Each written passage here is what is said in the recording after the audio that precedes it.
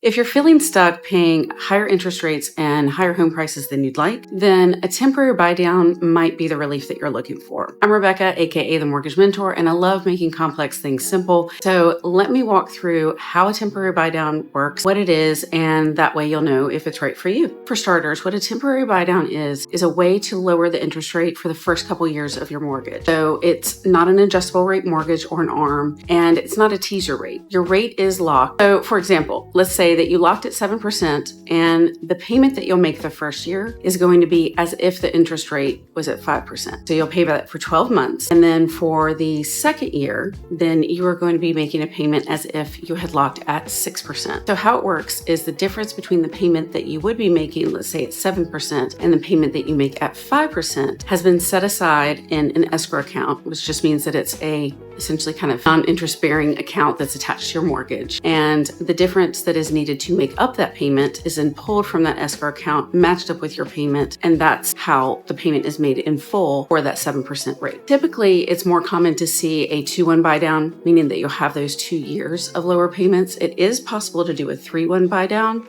but typically because the seller is going to be the one that is funding this temporary buy down for you, most of them don't want to sign on to give an amount that would be needed for the 3-2-1 buy down, but they are more likely to do the 2-1 buy down. For a real world example, let's say that you're buying a house with a $400,000 loan amount. So you have locked the interest rate at 7%. So your principal and interest payment would be $26.61, but you've been able to do a temporary buy down. So for the first year, payment is going to be $21.47, and you are saving over $500 a month. So for the second year, where you're going to make a payment as if the interest rate was 6%, your payment is going to be, your principal and interest payment will be $23.98, and it is saving you over $250 a month. So the total amount that is needed from the seller is a little over $9,000. That will be set aside in that escrow account, and every month when you make your payment, you're going to pull off that difference from the escrow account and then be able to pair it up with your payment to be paid in full. The second thing that you'll want to know with temporary buy downs is how is it paid for? So it can be paid for by the seller, by the lender. It can even be paid by the realtor, but majority of the time it is being paid for by the seller in terms of closing costs. So why would a seller do this? Well, it can be a good way because we are seeing some markets starting to shift from a seller's market to a buyer's market, or somewhere in between as a balanced market. So it may be something that the seller is willing to do to entice a buyer to purchase their home without necessarily having to lower the price of their home. So if, for example, let's say that, a seller lowered the price of the home $10,000. They're getting $10,000 less on their sale. And what the impact to you as a buyer is only going to be about $70 a month in your payment. So I certainly don't want you to overpay for a home, but if the home is reasonably priced, the best deal might not be asking for, the home at a lower price. It might be asking for a temporary buy down, because paying around $500 and around $250, that's first and second year, that is going to save you so much more. And it really doesn't cost the seller any more in lowering the price of their home, but you as a buyer have a much bigger benefit. When you're explaining this as part of an offer of asking for maybe closing costs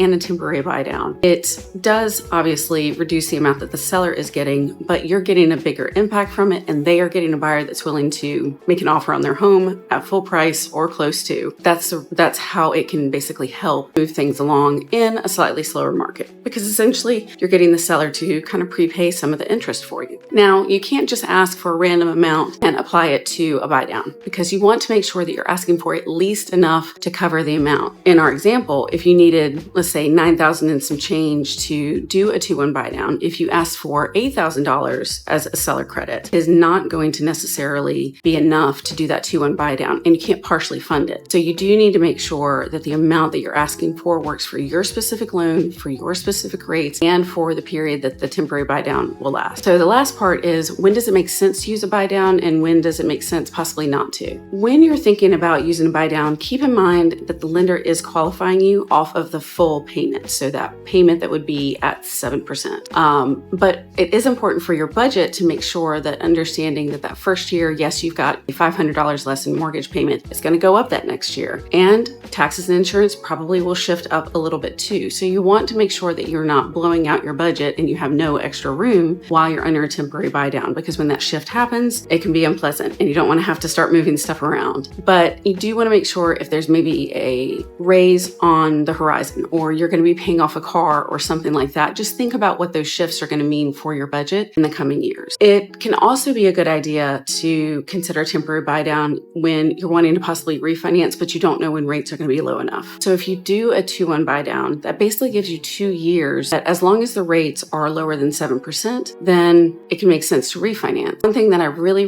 particularly like about a temporary buy down versus saying asking for a big credit and doing what's called a permanent buy down, where maybe you're buying the rate down from 7 to 6.75 or 7 to even 6.5, is that let's say that the chance to refinance does happen. What it allows you to do is when you refinance, anything that's left over in that temporary buy down escrow account does come back to you as a credit towards your loan balance. So you're not going to lose that money. Instead, if you ask for the money for a permanent buy down to pay a lot more money up front to get a lower rate on the entire 30 years of your mortgage, if you were to refinance within essentially the kind of recapture period, how long it makes sense to keep that mortgage to justify the upfront cost, you lost that money. So that's why a temporary buy down, I think, can be a good thing to stretch out the timeline a little bit to allow for rates to come down and then refinance. Now, it doesn't make sense necessarily if you don't think that you are going to stay in this home long, or you don't think that you're going to keep this mortgage for very long. And if you do think that you have a shorter timeline, it might even mean it's not the right time to buy. That's a different video. But the other thing is if the seller isn't offering it, it's not something that you as a buyer are going to be able to fund. You can't kind of front that money at closing to then make lower monthly payments. You would just essentially kind of put that money in savings and help that to, boost up your budget.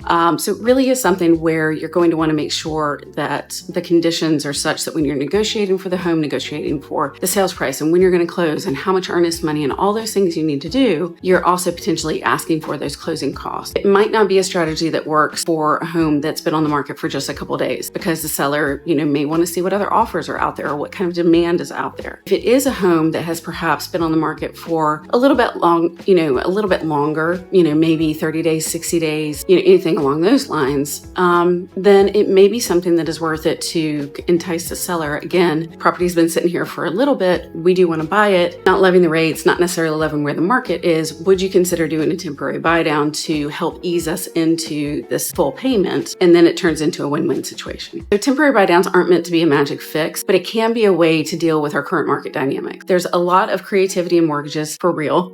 So if there's whatever you need for your situation, I am always here to help. Please make sure that you like, comment, and subscribe, and always reach out with any questions, and I'll see you next time.